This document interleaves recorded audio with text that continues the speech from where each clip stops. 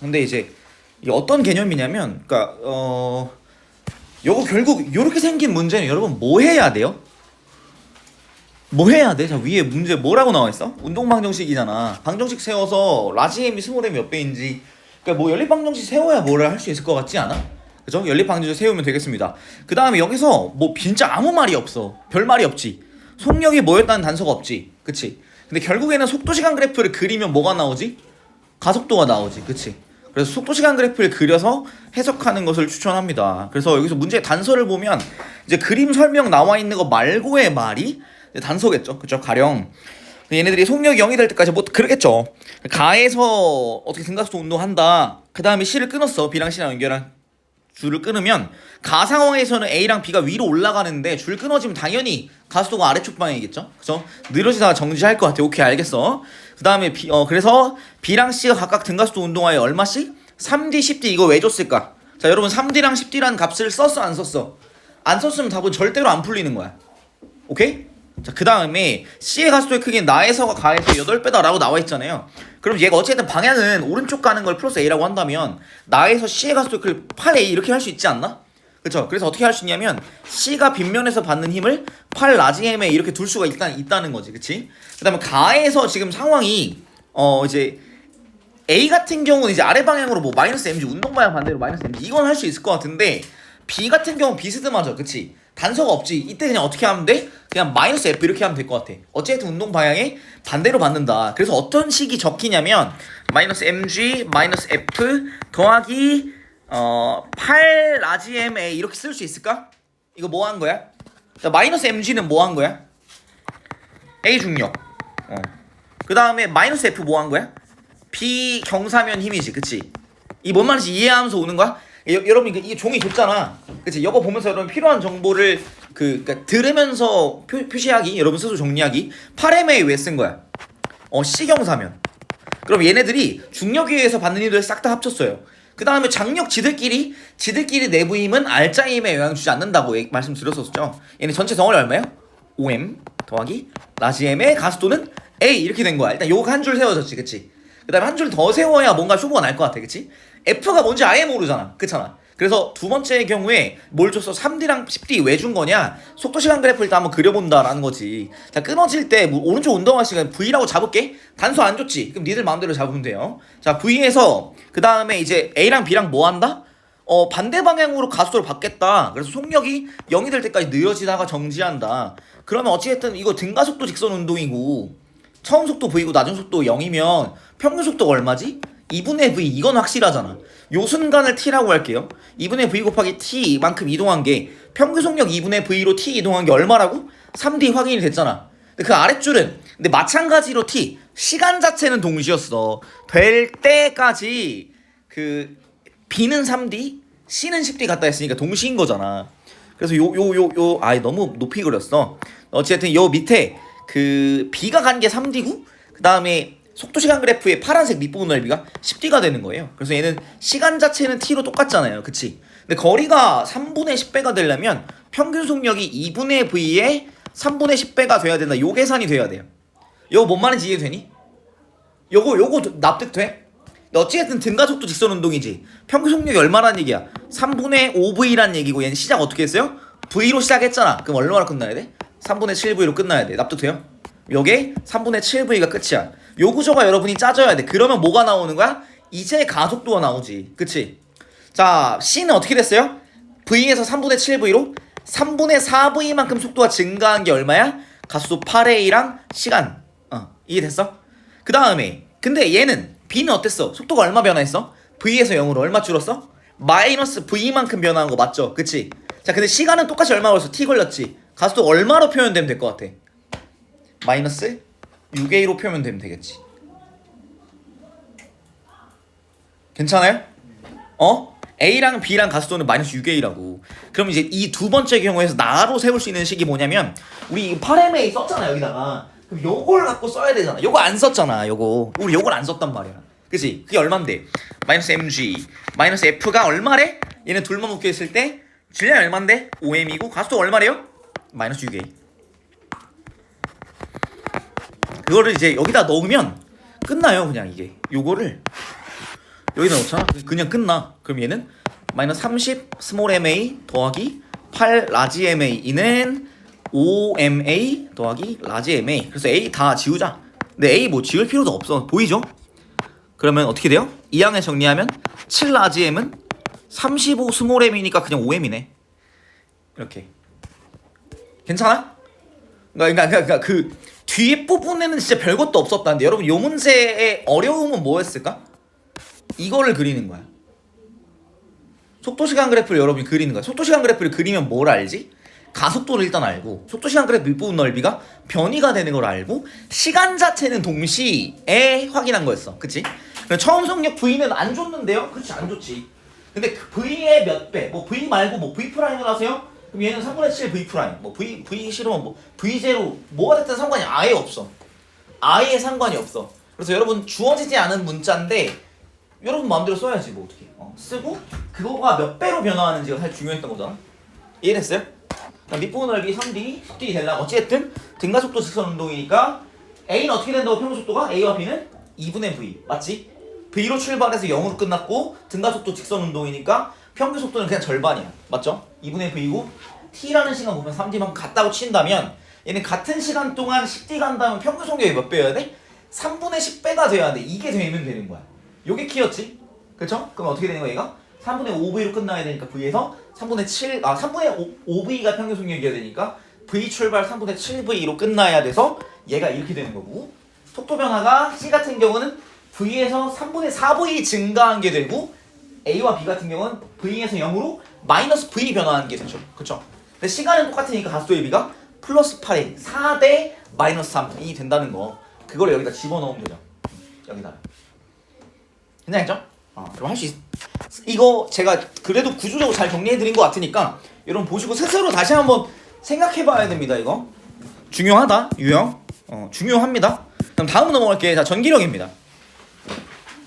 나 이거 그래프 뭐예요? 극혐인데 근데 그냥 잘 이해하면서 이게 뭔 말인지 한번 해봐. 그 다음 얘가 일단 여러분 포인트 0이 되는 위치가 일단 보인다 그치? C가 받는 전기력이 0이 되는 위치가 있네. B가 ED보다 살짝 오른쪽에서는 C가 받는 전기력이 0이 되대. 이게 무슨 말이야? A랑 B랑 부호가 어떻다? 다르다. 일단 이거는 캐치가 돼야 될 것 같아요. 그쵸? 그 다음에 얘는 함수인데 무슨 함수냐? Y 세로축에 뭐가 있어? C에 작용하는 전기력이고 이때 전기력의 방향은 플러스 X를 플러스로 표시한다. 그러니까 B가 D, 2D, 3D, 4D 이렇게 다가갈수록 어떻게 되니? B가 C한테 오른쪽으로 다가갔어. A는 가만히 있겠죠? 그쵸? A는 고정, C도 고정이야, 그치? 가만히 있지, 그치? 근데 어떻게 했어? 이렇게 옮겼더니 B를 D, 2D, 3D 이렇게 가까이 했더니 C한테 가까이 했더니 어떻게 되는 거야? C가 받는 힘이 오른쪽으로 세지더라. 그러니까 청력이 B가 C를 민 거라고 해석해야 되는 거 아니야? 다시 A는 변화했어 안 했어? A는 변동이 아예 없었지, 그치? 근데 B가 가까이 갔더니 C가 오른쪽으로 밀려난대. 그럼 B가 C를 민 거 아닌가요? 구조적으로 그렇게 되지, 그치? 자, 그래서 B는 뭐예요? B는 플러스죠. B는 양전화 맞아요. B는 플러스고 A는 근데 이게 0이 되는 부분도 있잖아, 그치? 그러면 A가 마이너스인 거죠. 자, 근데 누가 센 거 같아? 자, 0이 되는 위치가 ED보다 살짝 오른쪽에 있을 때 C가 받는 전기력 0이래. A가 멀어, B가 멀어? A가 멀죠. A가 뭔데 A랑 B랑 비겼대. 누가 센 거야? A가 세다까지 확인이 간단하게 됩니다. 그래서 일단 A는 음전화이다. 맞네. 맞고요. 전화의 크기는 A가 B보다 큽니다. X. 그 다음 X는 3D에 있을 때 B에 작용하는 전기력의 크기. 자, X는 3D에 놔보자. 3D 놓을게요. 자, 근데 B가 뭐예요? 플러스였죠. 그죠? 그 다음에 A가 마이너스였죠. 그죠? 자, 그럼 우리가 이제 당연하게 알 수 있는 거 봐봐. 여기 일단 3D 줬잖아. 그래프. 그치? 3D 주면 C는 힘을 어디로 받아요? 오른쪽으로 플러스 EF 받는다. 맞지? 그치? A는 어떨까? A는 마이너스, B는 플러스, C는 플러스야. A는 어떨까?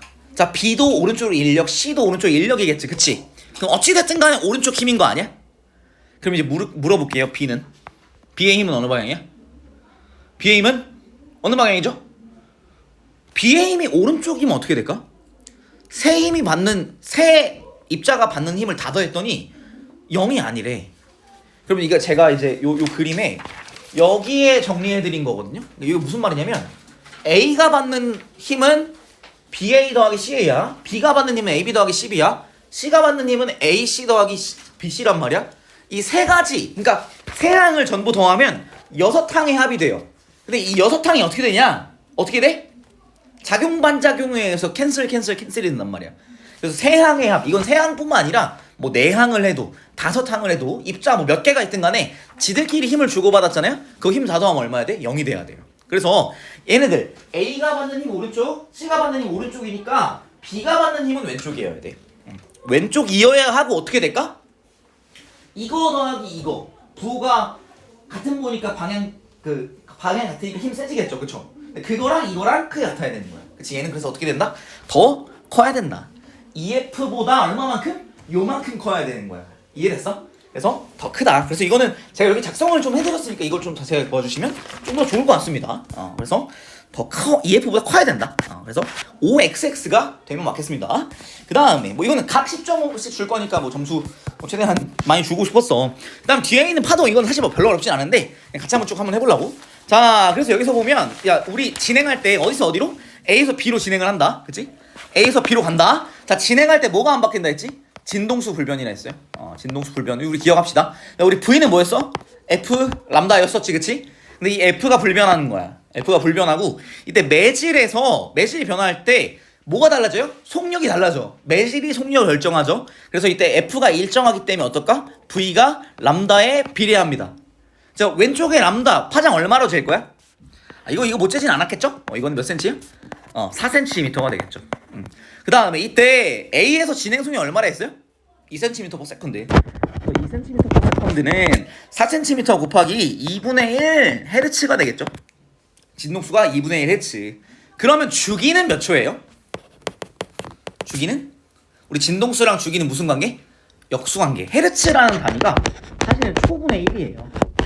그래서 2분의 1 헤르츠라는 게 2초분의 1이라는 얘기야. 주기가 얼마라는 얘기야? 2초라는 얘기야. 자, 그래서 디귿 얘기했잖아요. 자, P에서 파동의 변이는 T는 2초랑 4초랑 간격이 얼마예요?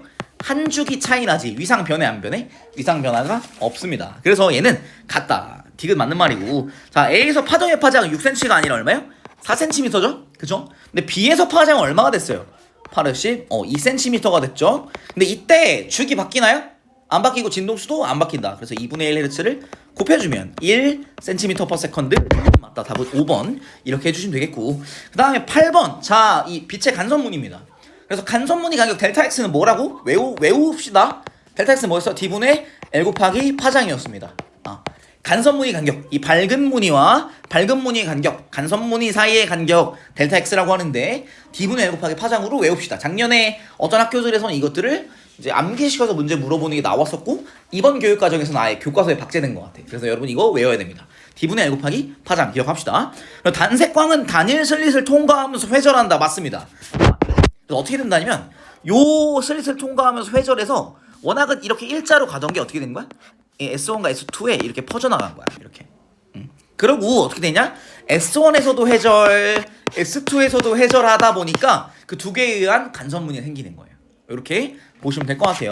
그래서 슬릿, 좁은 틈을 통과하면 회절합니다. 이건 파동성으로 기억하시고. 그 다음에 여기 P 보시면 자, P는 몇 번째 문이냐면 자, 일단 중앙의 밝은 무늬는 자, 경로차가 얼마여야 돼요?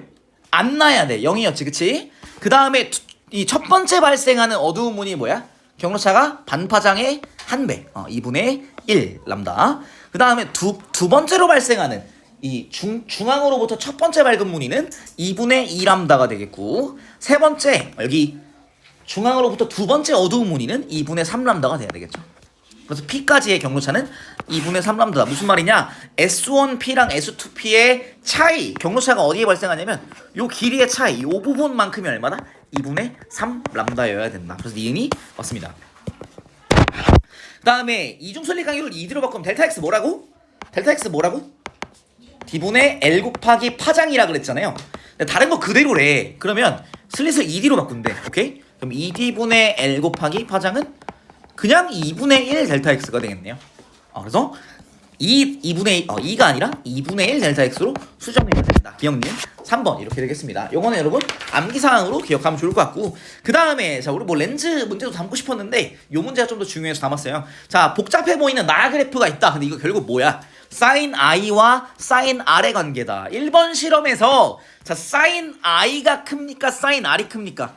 사인 i가 1일 때, 그러니까 90도 될 때 어떻게 됐어? 사인 r이 되게 작아. 그 무슨 말이야? 1번 실험에서 어땠다는 거야? 굴절각이 어땠다는 거야? 굴절각의 사인이 입사각의 사인보다 어찌됐든 작았다는 거 아니에요? 그쵸? 어디로 휘었어? 아래로 휘었지. 그래서 B다 확인이 될 것 같고요. 2번 실험에서는 어땠어요? 2번 실험에서는 굴절각의 사인이 1이 됐을 때, 굴절각이 90도가 됐을 때 입사각은 되게 작았다는 얘기야. 그럼 입사각보다 굴절각이 크다는 얘기라서 이렇게 그려주면 되겠고, 어디로 휘었습니까? 위로 휘었지. 그래서 A가 느리고 C가 빠르다 생각하면 될 것 같아서 이 경우에 세 매질이 나오잖아요. 그러면 느중빠 이런 식으로 A가 중앙이구나 이렇게 판단하면 좀 좋을 것 같아요. 느중빠. 그러면 굴절률 누가 제일 크냐? 느릴수록 크다. 그래서 제가 이거 좀 지난번에 약간 쓰레기 같은데 이렇게 했잖아요. 기억나니 이거? 2주 전에 여러분 본 거예요. 이게 무슨 말이야? n을 나면 니은자로 읽을 거잖아. 그래서 n이 겁나 커. 느릴 것 같아. 많이 느릴 것 같아. 굴절률이 클수록 느리다. 공식이 뭐였지? V는 n분의 c로 기억합시다. 그래서 c 자체는 상수이기 때문에 n이 커지면 v는 느려집니다. 송영이 느리다는 거 무슨 말이냐? 굴절률이 크다라는 얘기고요. 그래서 단색광의 파장은 자 A가 어때요?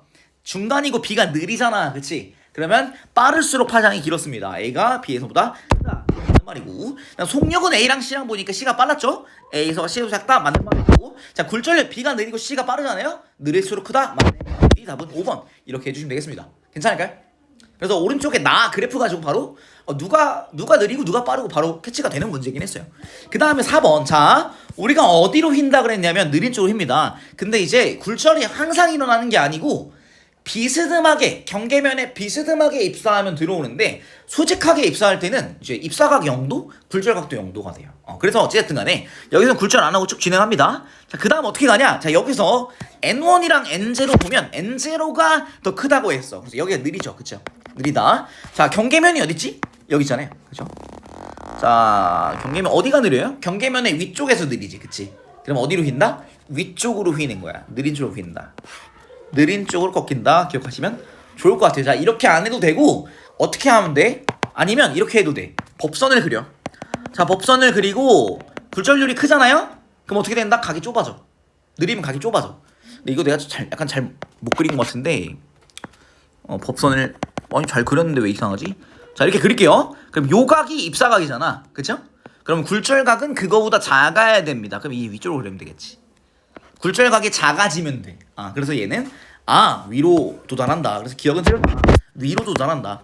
그 다음에 프리즘 속에서 단색광의 진동수. 근데 진동수가 달라지면 안 된다 했죠. 그래서 니은 바로 아닌 거야. 그럼 디귿. 속력은 A가 빠르냐 프리즘이 빠르냐? A가 N이 크죠? A가 느리답니다.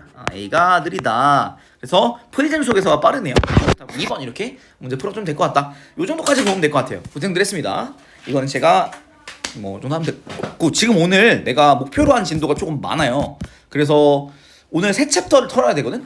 그래서 지금 다시 진도를 나가봅시다. 근데 털만 해서 하는 거니까 걱정 안 하셔도 돼요. 페이지는 228페이지입니다. 여기 조금 간단한 부분이야. 근데 여기를 이제 어떤 파트라고 하냐면 이중성 파트라고 해요. 이중성 228페이지입니다. 이중성 파트인데, 이중성 이 무슨 말이냐면 어떤 사람 보고 이중적이다 이런 말 하잖아. 그러면 두 가지 모습이 다 있다, 두 얼굴이 있다 이런 얘기 하잖아요. 그래서 이중성은 뭐와 뭐냐면 일단 1번 파동성입니다. 그래서 우리가 파동성 얘기를 지금까지 했었어. 그치. 뭐 간섭도 하고 굴절도 했잖아. 그치. 그래서 파동성으로 대표적으로 얘기하는 게 뭐냐면 회절과 간섭입니다. 회절과 간섭이에요. 근데 이때 여러분 주의하셔야 되는 게, 굴절은 파동만의 성질은 아니에요. 굴절은 입자도 굴절해요. 이게 어디 맞으면 튕기잖아. 그래서 입자도 굴절을 하는데, 근데 파동은 회절이랑 간섭을 하면 우린 파동성을 지닌다라고 얘기할 수 있어요. 그 다음에 파동이랑 너무 다른 것 같은 것에 입자성이 있거든요. 그래서 입자성에 대해서 얘기해 주는 게 우리 지금 할 광전 효과입니다. 이 두 가지로 얘기해요. 그래서 이중성이라는 게 뭐냐면 파동성이 있었어. 그래서 빛은 파동인가 보다 했는데 근데 뭐도 있냐면 파동이 아닌 것 같은 입자성도 띄었다라는 거야. 그럼 이게 둘 중에 뭐가 맞아요? 라고 물어보게 되잖아. 그래서 결론은 뭐냐? 둘 다 맞다. 둘 다 띌 수 있다. 파동 같은 느낌을 띌 수도 있지만 입자 같은 느낌을 띌 수 있다.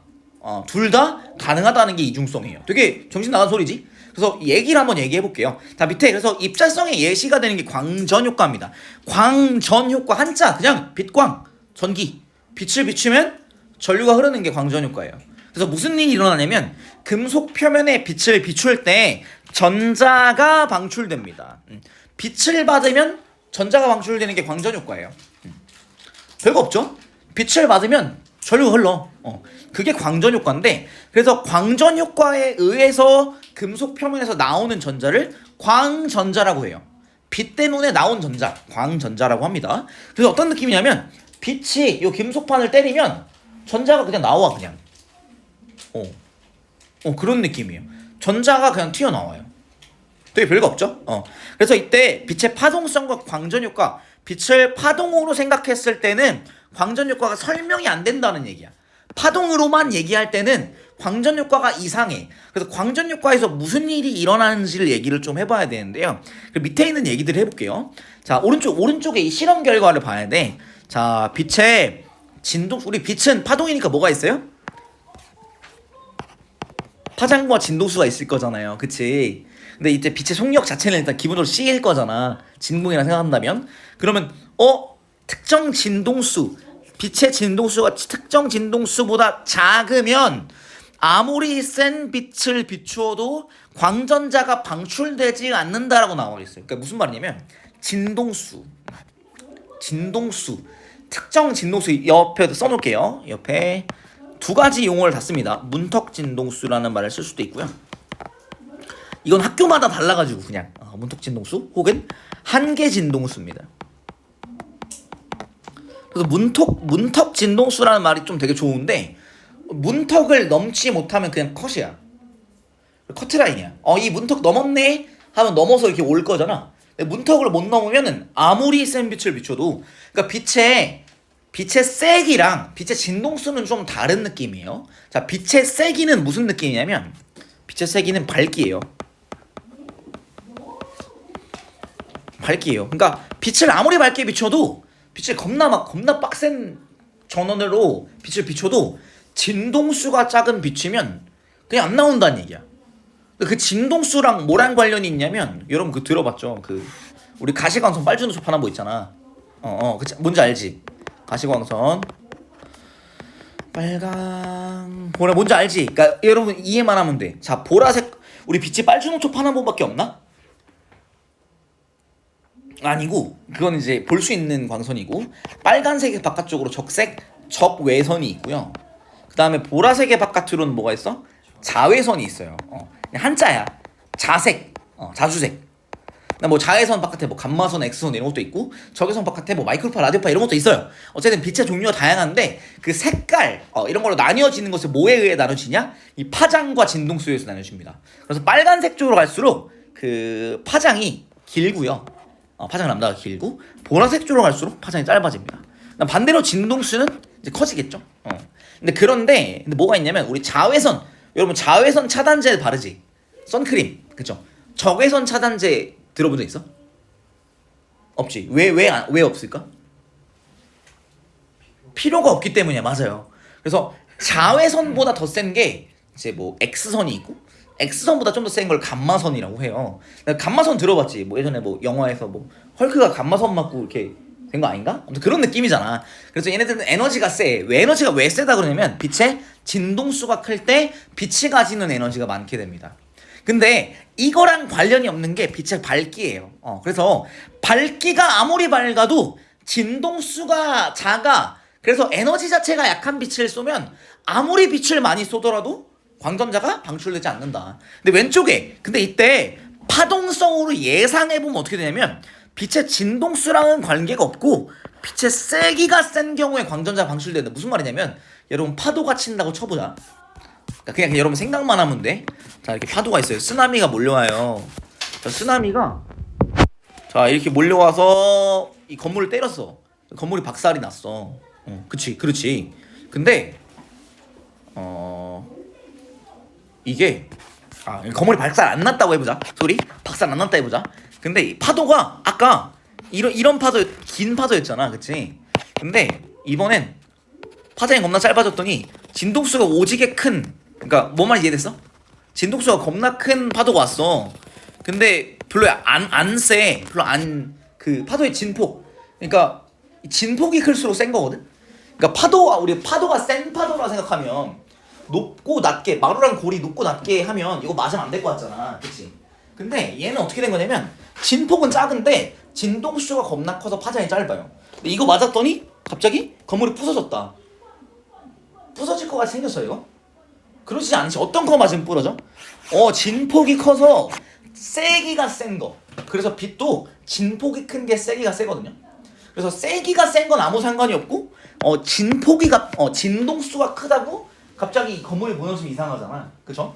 그래서 여기서는 워낙 일반적인 파동이라면 진동수랑은 별로 상관이 없고, 세기, 진폭이 클수록 에너지를 많이 전달해서 광전자가 방출돼야 돼. 그러니까 결국에 구조적으로 빛이 전자한테 에너지를 주고 전자가 그 에너지 받고 나가는 거잖아. 근데 이때 빛이 에너지를 줄 거면 빛의 밝기가 밝을수록 어때야 되냐? 전자가 많은 에너지를 받아야 될 것 같은데, 실제로 그렇지 않고 빛의 밝기가 상관이 없고 빛의 진동수가 특정 진동수보다 작으면 빛이 절대 안 나온다는 거야. 아무리 밝은 빛을 비춰도 특정 진동수보다 작으면 그 커트라인을 못 넘으면 절대 방출되지 않는다. 근데 그 다음에 무슨 말이 있냐, 밑에 빛의 진동수가 특정 진동수보다 크면 빛의 세기가 아무리 약해도, 빛이 아무리 약해도 광전자가 즉시 방출된다. 우리 아까 요 상황인 거야. 파도가 진동수가 겁나 크다고 건물이 갑자기 박살났어. 이렇게 거의 위아래 치지도 않는데 진동수가 크게 갑자기 박살났어. 근데 일반적인 파동이라면 세기가 약하면, 그러니까 진동수가 크더라도 세기가, 진폭이 거의 없잖아. 화면이 거의 안 흔들리는데 이거 갖고 건물이 박살난다는 거죠. 그래서 빛의 세기가 약하면 전자 방출에 필요한 에너지를 받으려면 충분히 에너지를 받으려면 시간을 기다려야 되는데, 여기서 어땠냐? 시간이랑 상관이 없이 빛의 세기, 뭐야? 떨궜어? 오케이.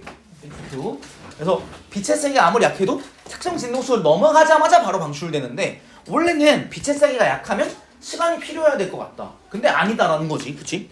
그 다음에 밑에 빛의 세기가 세면 빛의 에너지도 크므로 방출되는 광전자의 최대 운동 에너지도 커져야 된다고 생각을 했는데, 실제로 어떻냐면 방출되는 전자의 최대 운동 에너지는 뭐랑 관련이 없다? 빛의 세기와는 관련이 없다. 근데 빛의 세기가 세면 어떻게 되냐? 방출되는 광전자의 수가 많아진다. 요거 포인트예요. 자, 빛의 세기는 에너지랑 관련이 없어. 근데 뭐랑 관련이 있냐? 개수랑 관련이 있어. 빛을 밝게 하면 전자가 많이 나와. 많은 전자가 나와. 근데 아무리 빛이 밝아도 진동수가 작으면 전자가 한 개도 안 나오다가, 진동수가 어느 순간을 넘어가면, 그 문턱을 넘어가는 순간 전자가 와다다다다 튀어나오는 거야. 빛의 밝기가 밝을수록 전자가 많이 나오게 되는데, 근데 이때 전자가 가지게 되는 최대의 운동 에너지가 처음에 맥시멈이었다가 점점 충돌하면서 줄어들어요. 그래서 운동 에너지의 최대값은 빛의 세기랑 관련이 없더라라는 게 포인트입니다. 그래서 이거를 어떻게 해석할 거냐. 그래서 검전기를 이용한, 여러분 검전기 들어봤어요? 중학교 2학년 과학에서 했었던 부분인데, 이 전기가 있는지, 전화로 대전되는지 안 되는지 확인하는 거예요. 자, 그래서 어떤 구조냐면, 요거만 간단하게만 좀 얘기해 줄게. 조금만 더 얘기해도 될까? 쉬는 시간 내가 아예 줄이진 않을 건데 좀 얘기하던 김에 해야 되는 게 있어서. 자, 검전기는 이렇게 위에 있는 금속판이라는 것과 그 아래 달려있는 금속박이라는 것의 구조예요. 근데 이 검전기가 전기가 들어오면, 가령 대전되면 어떻게 되냐면, 얘가 그냥 상태, 전기가 없는 상태 때 이렇게 되는데, 검전기가 가령 마이너스로 대전됐다 치자. 마이너스 대전되면 여기 있는 전자들이, 그러니까 음전하들이 골고루 이 공간에 이렇게 퍼지게 돼요. 마이너스로 대전돼 있으면 전자들이 골고루 이 금속에 이제 퍼져, 그치? 근데 얘는 지금 뭐라고 했냐? 금속 박이야. 무슨 말이냐면 알루미늄 박 이런 거. 박은 어때? 얇아요. 그래서 얘가 서로 마이너스랑 마이너스랑 가까이 보고 있으니까 서로 무슨 힘이 작용할까? 청력이 작용해서 밀어내요. 그래서 얘가 원래 이렇게 오므라들어 있는 상태예요. 중성일 때. 근데 대전되면 이렇게 벌어져. 가령 이 마이너스뿐만 아니라 이거 여러분 그릴 필요 없는데 이해만 하면 돼. 플러스로 대전돼도 어떻게 될까? 플러스로 대전돼도 플러스가 골고루 퍼지게 되면서 어떻게 된다? 서로 청력 때문에 벌어져요. 그래서 벌어져 있다는 거는 전하가 대전돼 있다는 얘기고 오므라들어 있다는 건 전기적으로 중성이다는 얘기예요. 자, 그걸 인지하고 봐보자. 자, 여기서 뭐가 있냐면 자외선 등이랑 형광등이 있어요. 자, 진동수가 더 크냐면 진동수는 자외선이 더 큽니다. 형광등은 진동수가 좀 더 작아요. 우리 눈에 보이는 가시광선으로 나오기 때문에 진동수가 작고 자외선은 진동수가 큽니다. 근데 이때 어떻게 되냐면 이때 검전기가 맨 처음에 음전하로 대전시켜요. 그래서 검전기 전체가 음전하로 대전되어서 금속박이 이렇게 벌어져 있는 상태로 시작합니다. 근데 이때 어떻게 되냐면 자외선 등을 비추니까 어떻게 되냐? 자외선 등을 아연판에 가까이 비출수록 금속박이 빠르게 오므라든다. 왜 오므라드는 거냐면 여기 나와 있는데 전자가 검전기 안에 마이너스로 대전돼 있다는 건 검전기 안에 전자가 많이 들어있었어요. 근데 이 전자가 어떻게 돼?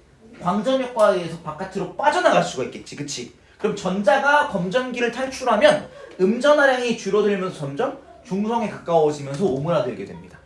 이렇게 볼 수 있겠고요. 근데 이때 음으로 대전된 검전기에 형광등을 갖다 쬐어요. 그랬더니 어떻게 된다? 요게 포인트야. 변화가 전혀 없다는 게 포인트야. 왜 변화가 없냐? 진동수가 충분히 크지 않기 때문에. 자외선등은 진동수가 컸어요. 근데 이 형광등은 진동수가 충분히 크지 않기 때문에 어떻게 된다? 광전효과가 일어나지 않아서 전자가 방출이 안 돼. 그럼 얘는 전자가 바깥으로 안 나갔잖아. 그러면 전하량이 유지가 되겠지. 그래서 얘는 변함이 없다는 게 포인트입니다. 그래서 이때 형광등을 아연판에 가까이 비추어도 금속박이 오므라들지 않고요.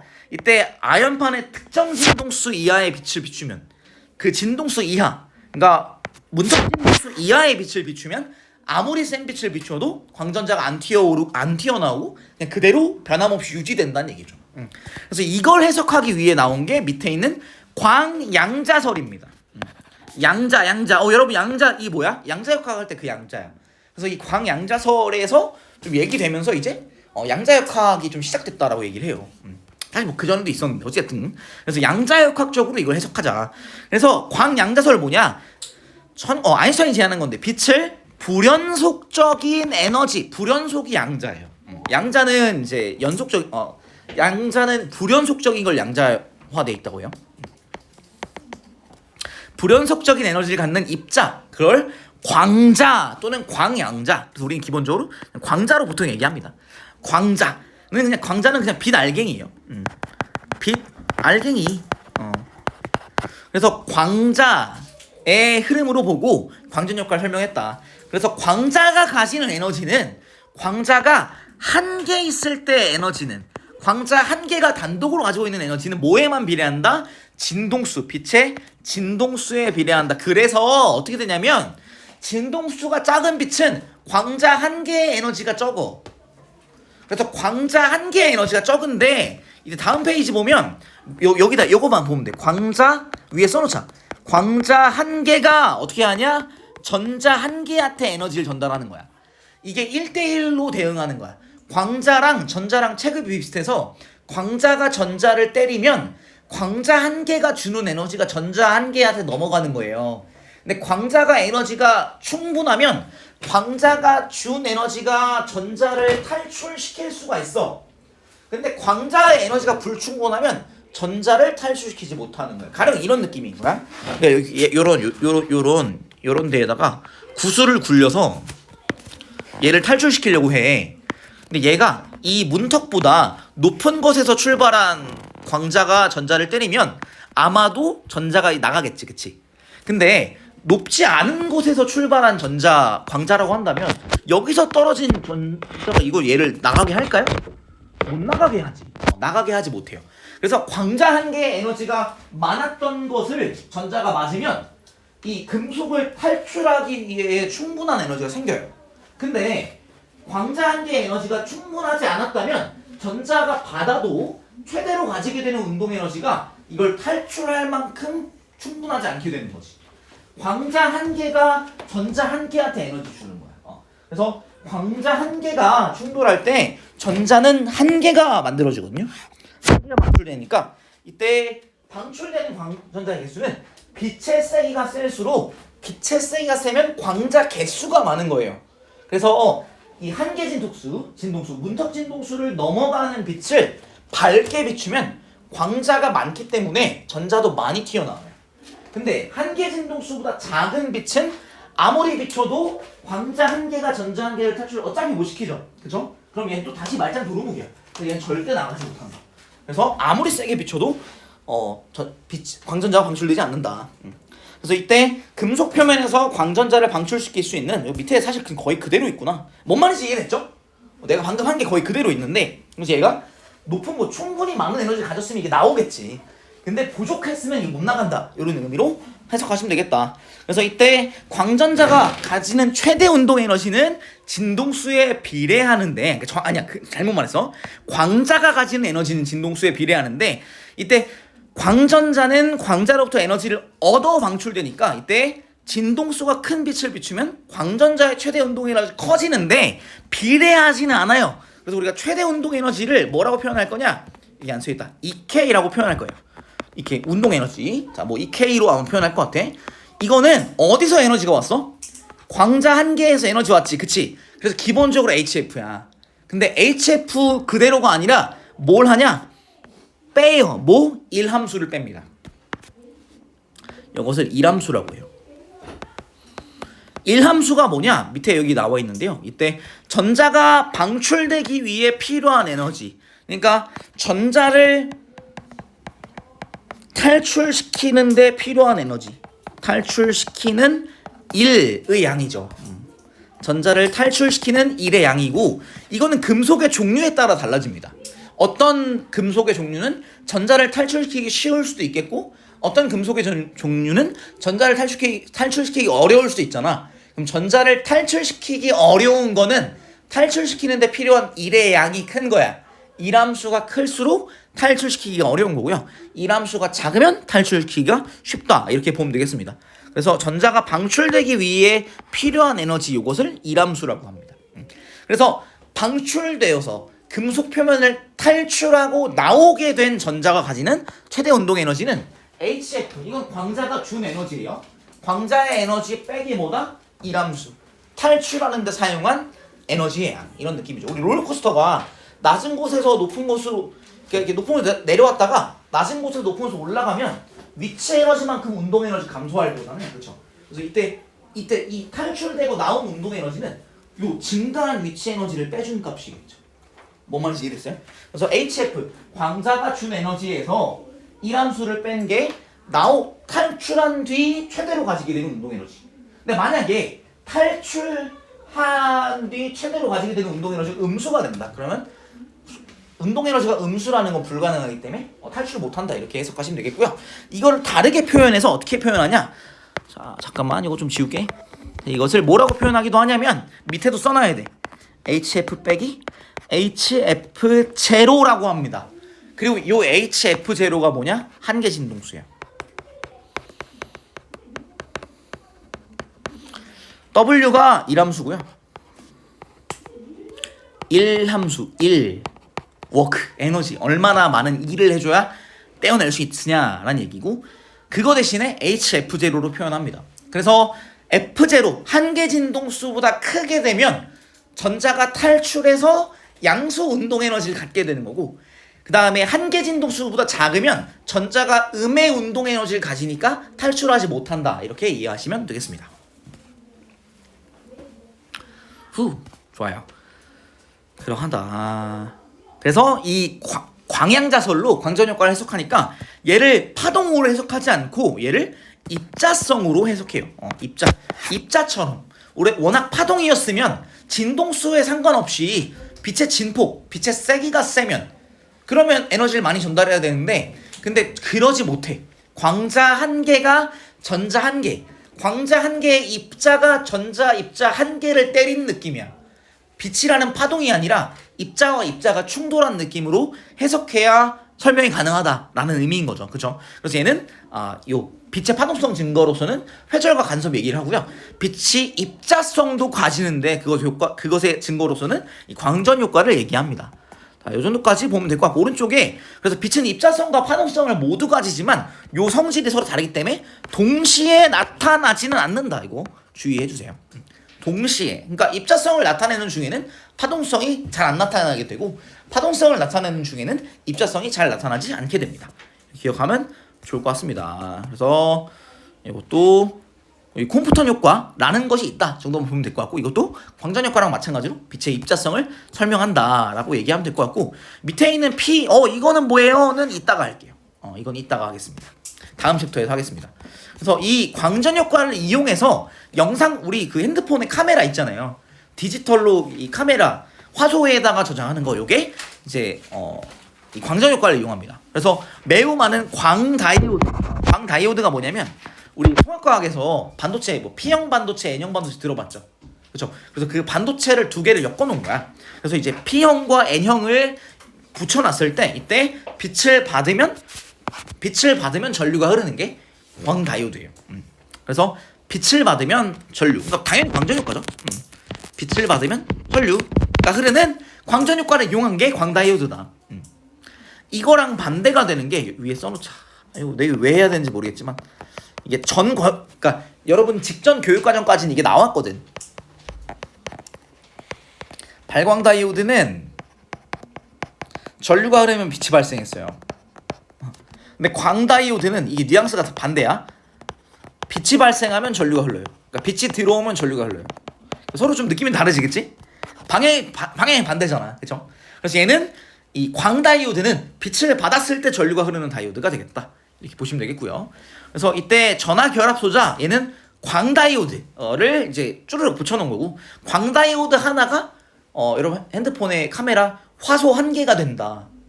화소가 뭐 1000만 개, 뭐 1억 개 이렇게 있잖아. 그 하나당 광다이오드 하나씩 있다라고 생각하시면 돼요. 기본적으로 그런 느낌인 거야. 그래서 렌즈를 통해 들어온 빛이 CCD에 전화결합 소재에 상을 맺으면 각각 다른 색깔, 다른 세기의 빛이 도달해서 광전 효과에 의해서 광전자가 방출됩니다. 그래서 빛의 세기에 따라 방출되는 광전자 수가 다르기 때문에 그래서 전자의 개수를 측정해서 빛의 밝기를 측정하는 거야. 그래서 요거는 요 빛이 밝게 들어왔네. 가령 빨간 빛이 많이 들어왔네, 초록빛이 조금 들어왔네, 파란 빛은 안 들어왔네, 이런 걸로 색깔 정보와 밝기 정보를 확인할 수가 있습니다. 그래서 밑에 컬러 필터, 그래서 얘는 CCD는 기본적으로 빛의 세기만을 기록하는데, 그래서 밝은 데는 하얗게, 그러니까 빛이 많이 들어온 건 하얗게, 빛이 안 들어온 건 검게 이제 처음에는 했었어요. 맨 처음에 흑백 영상만 있었는데, 이거를 이제 컬러 필터, 그래서 빨간 필터를 통과한 빛의 세기, 그 다음에 초록 필터를 통과한 빛의 세기, 파란 필터를 통과한 빛의 세기, 그래서 얘네들 이제 묶음으로 아마 이렇게 4개씩 한 묶음일 거예요. 이렇게 RGB 4개씩 한 묶음으로 해서 빨간 필터를 통과한 빛의 양이 많네, 파란 필터를 통과한 빛의 양이 많네, 그래서 색깔 정보도 기록하게 된다. 별로 중요하진 않다. 그 다음에 밑에 나와 있는 거, 요거는 이제 그 작년 교육과정까지 여러분들 그 수능 특강에서 다뤘기 때문에 그냥 언급을 하는데요. 별로 안 중요하긴 하거든. 진짜 별것도 아니야. 근데 내가 별표 왜 쳤냐면, 뭔 말인지 들어만 보면 돼. 자, 전자가 여기에 이제 모여 있었어. 어디에 모여 있냐면 플러스 극 아래에 전자가 모인다. 자, 여러분 뭐 하고 싶냐면 전자를 이동시키는 거야. 어떻게 이동시키면 될까? 옆에 바로 인접한 전극에 똑같이 플러스 양전압을 가하면 어떻게 되냐면 막 전자들이 균등하게 분배가 돼요. 그러고 나서 왼쪽에 있는 전극의 원래 전극의 전압을 0으로 줄여버리면 어떻게 된다? 전자가 이 플러스 전극 아래로 모이게 된다. 그래서 이동시키는 거 별로 아니지? 별거 아닙니다. 패스. 그래서 이런 것들에 이 광전 효과를 이용한다. 여기서 중요한, 이 챕터에서 중요한 얘기는 뭐야? 빛의 입자성이에요. 그리고 중요한 거, E는 HF. 그래서 자, 빛이 가지는 에너지는 광자 1개의 에너지, 빛 알갱이 하나 가지는 에너지는 E는 HF 이렇게 계산하고요. H는 플랑크 상수라는 숫자예요. 그래서 그냥 숫자고 양자 현상에서 많이 사용하는 숫자입니다. 그래서 E는 HF 이렇게 제한하고, 그 광자가 전자 1개, 광자 1개가 전자 1개랑 충돌. 우리 원래 원래 빛을 파동으로 얘기하고 있었잖아. 근데 파동 대신에 빛을 입자로 해석해서 빛이 파동성을 지니지만 입자성도 지니는데 빛 알갱이 하나, 빛 입자 하나를 광자라고 하고 광자 한 개가 전자 한 개를 때리면서 에너지를 주는 거야. 이때 전자 한 개가 받게 되는 에너지는 광자의 에너지 HF를 받게 되지만 근데 이 전자가 금속을 탈출하려면 요 에너지 충분한 에너지가 필요해. 탈출하기 위해 충분한 에너지를 받아야 되는데 그 에너지를 W, 일함수라고 하고 그 일함수를 뺀 만큼의 에너지를 광전자가 가지게 된다. 그러니까 HF, 광자가 준 에너지에서 일함수를 뺀 만큼. 그래서 광전자의 최대 운동 에너지, 이 K는 HF 빼기 W 혹은 W 대신에 HF 제로. 그래서 한계 진동수에다가 플랑크 상수를 곱함. 그래서 HF 빼기 HF 제로로 계산합니다. 그래서 한계 진동수보다 큰 빛이었으면 에너지를 전자가 양수 에너지를 가지게 되고 한계 진동수보다 작은 빛이었으면 전자가 음의 에너지를 갖게 되니까 탈출하지 못한다는 얘기예요. 이렇게 보시면 되겠습니다. 이 정도 하면 되겠다. 우리 잠깐 쉬자. 6시 9분이니까 쉬었다가 19분에 시작할게요. 고생했어요.